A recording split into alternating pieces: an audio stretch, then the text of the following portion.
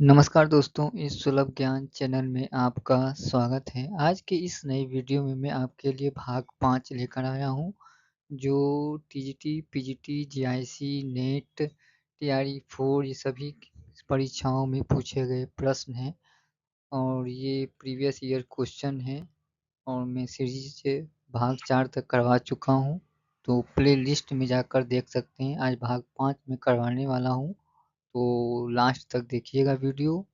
Like, share, subscribe कर दीजिएगा। तो चलिए देखते हैं पहला क्वेश्चन क्या है। पहला क्वेश्चन है, आपको बताना है कि आदि काल में किस प्रकार का साहित्य लिखा जा रहा था। जन जीवन से हटकर राजाओं की वीरता का अतिरंजित वर्णन। दूसरा है कृष्ण भक्ति पर आधारित काव्य। तीसरा है निर्गुण की उपासना।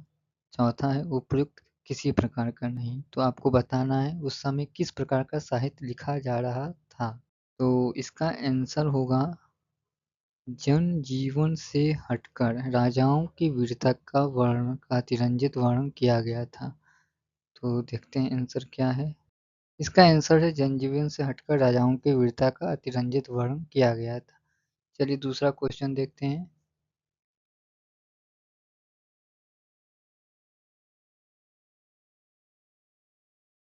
दूसरा क्वेश्चन है, वीर गाथा कालीन रासो काव्यों में निम्नलिखित में से किस विषय का वर्णन नहीं है।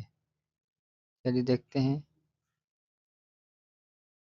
आश्रयदाताओं का अतिरंजनापूर्ण वर्णन, इतिहास और कल्पना का सम्मिश्रण। तीसरा है कृष्ण लीला का प्रतिपादन। चौथा है युद्धों का सजीव एवं गद्यात्मक वर्णन। चलिए आपको बताना है इसका क्या आंसर होगा। इसका आंसर है किस विषय का वर्णन किया गया है। तो इसमें कृष्ण लीला का प्रतिपादन नहीं किया गया है। इसका आंसर ग होगा। ठीक है आंसर, कृष्ण लीला का प्रतिपादन। चलिए तीसरा क्वेश्चन देखते हैं। तीसरा क्वेश्चन है, हिंदी साहित्य के 700 से 14 ईस्वी के कालखंड को ग्रियर्सन ने क्या नाम दिया है। चलिए देखते हैं। ग संधि काल, प्रारंभिक काल, चारण काल या अपभ्रंश काल। तो इसका आंसर क्या होगा। इसका आंसर है चारण काल। चलिए चौथा क्वेश्चन देखते हैं। चौथा क्वेश्चन है, बिसल देव रासों में किस शैली का प्रयोग किया गया है। तो चलिए देखते हैं। श्रृंगारिक शैली, आख्यान शैली, गेय शैली या प्रबंध शैली। तो इसका आंसर क्या होगा। इसका आंसर है गेय शैली। चलिए पांचवा क्वेश्चन देखते हैं। पांचवा क्वेश्चन है, बिसल देव रासो के रचयिता कौन है। बिसल देव रासो के रचयिता कौन है। ऑप्शन देखते हैं। चंद बरदाई, जगनिक, नरपति नाल या भट्ट केदार। तो इसका आंसर है बिसल देव रासो के रचयिता नरपति नाल है। आंसर देखते हैं। आंसर नरपति नाल। छठवां क्वेश्चन जब चलते हैं। छठवां क्वेश्चन है, निम्नलिखित रासो ग्रंथों में कौन सा काव्य एक प्रेम काव्य या श्रृंगार काव्य है। चलिए ऑप्शन देखते हैं। बिसल देव रासो, परमाल रासो, पृथ्वीराज रासो या जय मयंक जस चंद्रिका। तो इसका आंसर होगा। इसका आंसर है बिसल देव रासो। चलिए सातवां क्वेश्चन पर देखते हैं। सातवां क्वेश्चन है, निम्नलिखित में से किस रासो काव्य का मूल वर्ण विषय वीर रस न होकर श्रृंगार रस है। तो ऑप्शन देखते हैं। कुमार रासो, पृथ्वीराज रासो, बिसल देव रासो या परमाल रासो। तो इसका आंसर होगा विसल देव रासो। चलिए 8वां क्वेश्चन देखते हैं। 8वां क्वेश्चन है, राजमती से रूठकर विसल देव कहाँ गया था? ऑप्शन देखते हैं, कर्नाटक, उड़ीसा, तमिलनाडु या आंध्र प्रदेश। इसका आंसर होगा उड़ीसा। चलिए आंसर देख लेते हैं। आंसर उड़ीसा है। चलिए 9वां क्वेश्चन देखते हैं। 9वां क्वेश्चन है, किस रासो ग्रंथ को आल्हा खंड के नाम से जाना जाता है? ये बहुत महत्वपूर्ण क्वेश्चन है। ऑप्शन देखते हैं, चंद बरदाई का पृथ्वीराज रासो, नरपति नाल का विशलदेव रासो, जगनी का परमाल रासो या दलपति विजय का कुमार रासो। तो इसका आंसर होगा जगनी का परमाल रासो। आंसर देख लेते हैं। नहीं, नहीं, जगनी का परमाल रासो होना चाहिए। ये गलत है, ये होना चाहिए जगनी का परमाल रासो आंसर। जगनी का परमाल रासो होना चाहिए।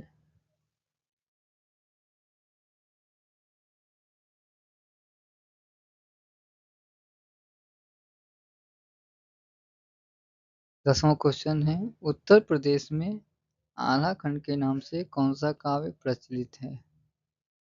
हमीर रासो, परमाल रासो, पृथ्वीराज रासो या कुमार रासो। इसका आंसर है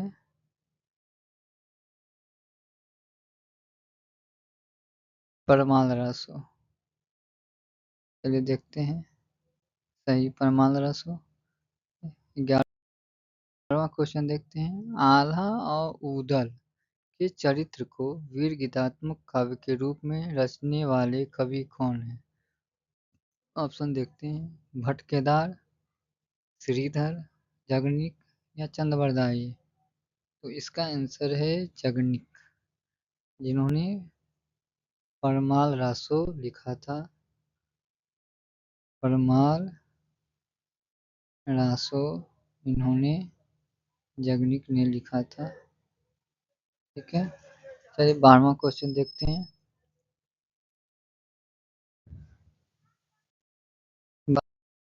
12वां क्वेश्चन है, 12 बरिस ले कुकर जिए और 13 ले जिए सियार, बरिस 18 क्षत्रिय जिए आगे जीवन को धिक्कार। ये किसने कहा है? बताइए किस शैली में है? सोहर, खजली, बिरहा या आल्हा? ये आल्हा में है। आल्हा में है। सही है आंसर। 13वां क्वेश्चन देखते हैं। 13वां क्वेश्चन है, वीर गाथा काल के प्रसिद्ध प्रबंध काव्य का क्या नाम है? चलिए ऑप्शन देखते हैं, पद्मावत, पृथ्वीराज रासो, कामायनी या रामचरितमानस। इसका ऑप्शन ये है, इसका आंसर क्या होगा? इसका आंसर है पृथ्वीराज रासो। ठीक। 14वां क्वेश्चन देखते हैं। 14वां क्वेश्चन है, चंद बरदाई किसके दरबारी कवि थे? बहुत आसान क्वेश्चन है। महाराज हमीर के, महाराज विशलदेव के, महाराणा प्रताप के, महाराजा पृथ्वीराज चौहान के। इसका आंसर है महाराज पृथ्वीराज चौहान के। चलिए नेक्स्ट क्वेश्चन पे चलते हैं। 15वां 15वां क्वेश्चन है, हिंदी का प्रथम महाकाव्य किस रचना को माना जाता है? ऑप्शन देखते हैं, कामायनी, साकेत, रामचरितमानस या पृथ्वीराज रासो। तो इसका आंसर है पृथ्वीराज रासो। आंसर देख लेते हैं। नहीं, ये पृथ्वीराज रासो होगा, रामचरितमानस नहीं होगा, ये गलत है।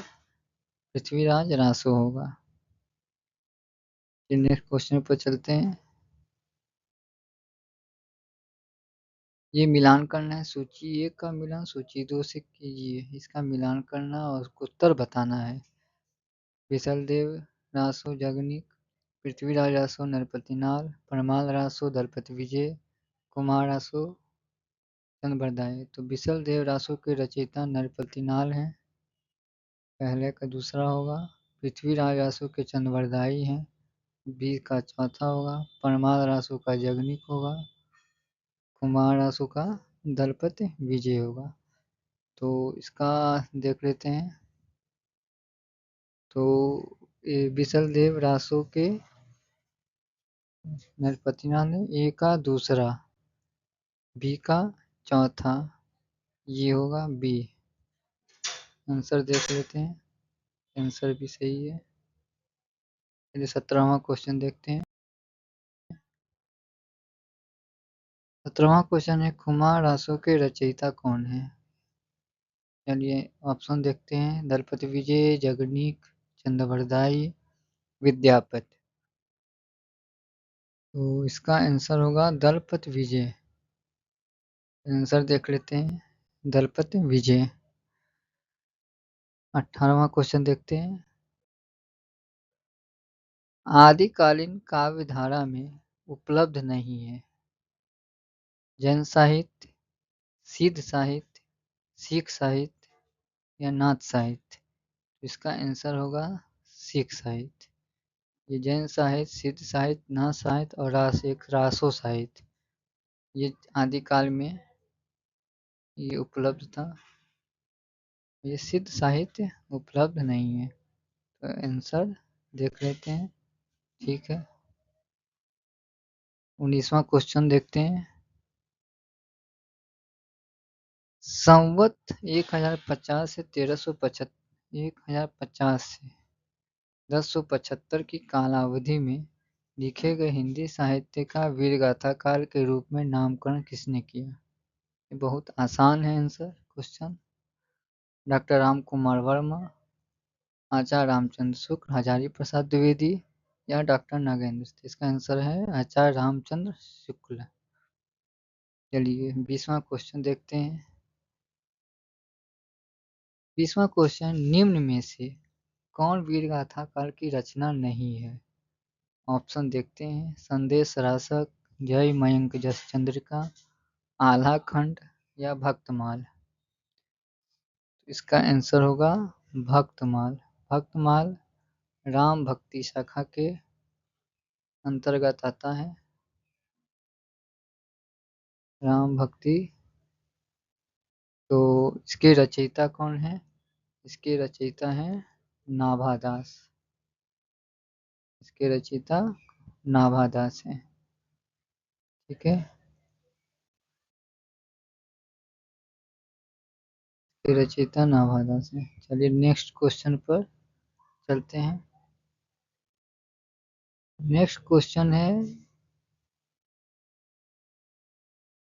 इनमें से कौन सा कवि आदिकाल का नहीं है? बहुत ही आसान क्वेश्चन है। ऑप्शन देखते हैं। चंद्रबरदाई, जगनीक, नाभादास या दलपति विजय। ये इनका नाभादास होगा। ये राम भक्ति शाखा के कवि। आंसर देख लेते हैं। आंसर है नाभादास। ठीक। 22वां क्वेश्चन देखते हैं। इनमें से कौन सी रचना आदिकाल की है? चलिए आंसर देखते हैं। सूरसागर, विद्यापति पदावली, बीजक, भ्रमर गीत। पूछा इनमें से कौन सी रचना आदिकाल की है? तो यह है विद्यापति की पदावली। चलिए नेक्स्ट क्वेश्चन पर चलते हैं। 23वां क्वेश्चन है, आदिकाल में कौन सा साहित्य का प्रमुख रस है? शांत, हास्य, करुण या वीर। इसमें आदिकाल में वीर रस। ठीक है। इसका आंसर वीर होगा। नेक्स्ट क्वेश्चन पर चलते हैं। नेक्स्ट क्वेश्चन है 24वां, आदिकाल साहित्य का प्रमुख रस है। ऑप्शन देखते हैं, शांत, हास्य, करुण या वीर। इसका वीर होगा। ठीक है, 25वां क्वेश्चन देखते हैं। विद्यापति ने कुल कितने ग्रंथों की रचना की है? 10, 12, 14, 16। इन्होंने 14 ग्रंथों की रचना की है। आंसर देखते हैं।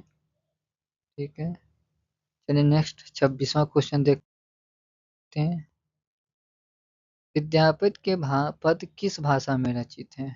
बहुत ही आसान क्वेश्चन है। पहाड़ी, मैथिली, अवधी या पिंगल।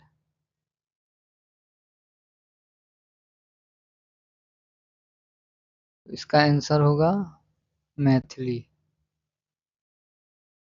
ठीक है, 27वां क्वेश्चन देखते हैं। विद्यापति की कौन सी रचना अभी तक संपादित होकर प्रकाशित नहीं हुई है?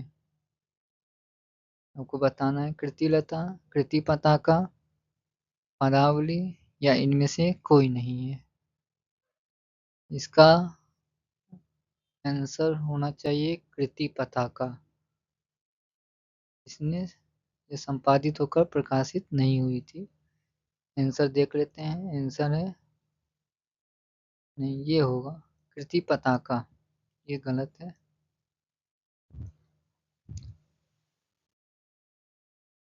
कृति पताका जो है संपादित होकर प्रकाशित नहीं हुई थी। चलिए नेक्स्ट क्वेश्चन देखते हैं, 28वां। देसिल बहना सब जन मिठा यह प्रसिद्ध उक्ति किसने कही है?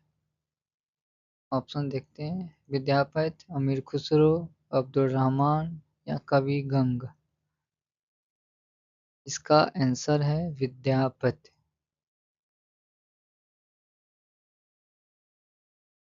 29वां क्वेश्चन देखते हैं। 29वां क्वेश्चन, इनमें से कौन से कवि को अभिनय जयदेव की उपाधि से विभूषित किया गया है? चलिए ऑप्शन देखते हैं। सूरदास, नंददास, कुंभनदास या विद्यापति। इसका आंसर होगा विद्यापति। इन्हें अभिनव जयदेव की उपाधि से विभूषित किया गया था।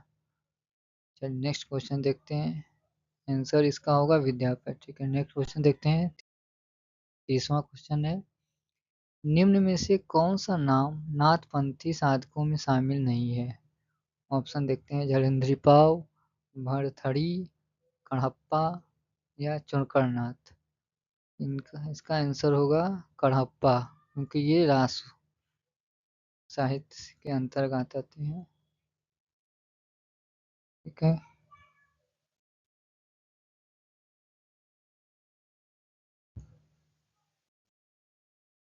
ये सिद्ध साहित्य के अंतर्गत आते हैं।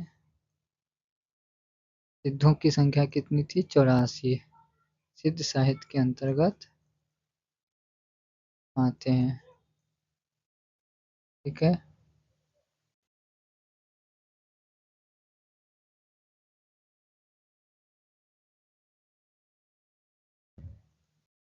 इस क्वेश्चन मैंने आज करवाया था। आगे का भाग 6 अगले वीडियो में आपके लिए लेकर आऊँगा और आप उसको देखिएगा। यदि वीडियो अच्छा लगे तो लाइक, शेयर, सब्सक्राइब कर दीजिएगा। धन्यवाद।